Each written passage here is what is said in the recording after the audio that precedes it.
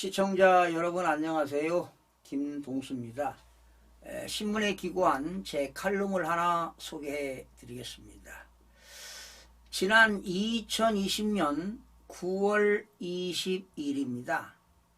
그 당시 발생한 서해 공무원 피살 사건은 당시 문재인 정부가 초동 대처를 방치하고 자진 월북으로 사실을 은폐 왜곡을 둘러싼 감사원의 최종 감사 결과가 7일 나왔다. 감사원은 사건의 객관적 실체적 진실을 규명하여 국민 의혹을 해소하기 위해 국방부 등 9개 기관을 대상으로 감사를 실시했다. 청와대 국가안보실, 해양경찰, 통일부, 국방부, 국가정보원 등 관련 기관이 해양수산부 소속 서해어업관리단 공무원이 북한 해역에서 생존하였을 당시에는 상황을 보고 전파하지 않고 조기 퇴근, 그리고 대북 전통문 미발송 등 관련 규정과 매뉴얼에 따른 신변 보호 및 구호 조치를 검토 이행하지 않았다. 천인 공노할 노릇이다.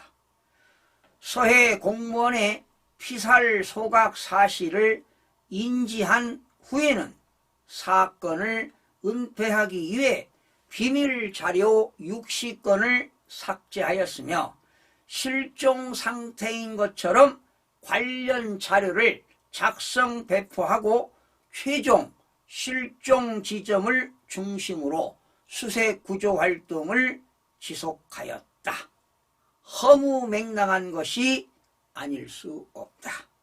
서해 공무원이 사망한 것으로 언론에 발표된 이후에는 자진 월북한 것으로 결론 내기 위해 군 첩보에도 없는 부정확한 사실을 근거로 자진 월북 여부를 부당하게 판단 발표하고 미확인 사실이나 은폐 왜곡된 수사 내용 등을 근거로 중간 수사 결과를 발표했다.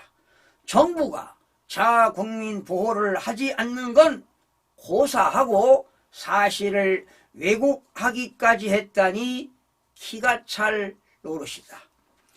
이에 감사원은 관련 업무를 위법 부당하게 처리한 국방부 등 3개 기관의 관련자 13명에 대해 징계, 주의를 요구 등의 조치를 내렸지만 미필적 고의로 인한 살인 미수죄를 범한 것이다.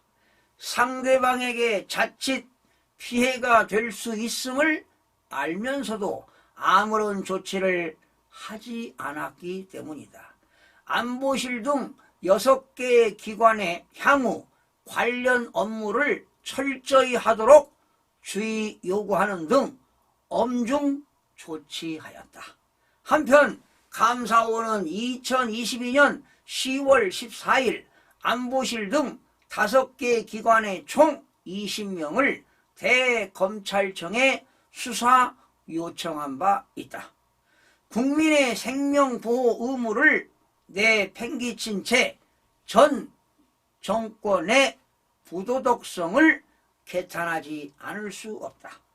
주요 사건 경과와 주요 검사 결과를 살펴보면 말로 형용할 수 없을 만큼 소름이 돋는다. 사건 이후 권력 교체가 없었다면 진실은 땅에 묻혔을 것이다. 공직사회는 감사 결과를 엄중히 받아들이길 바라며 국민에 대한 봉사자로서 국민 생명을 지켜주는 것이 국가의 책무임을 잊어서는 안 된다. 이런 내용이었습니다.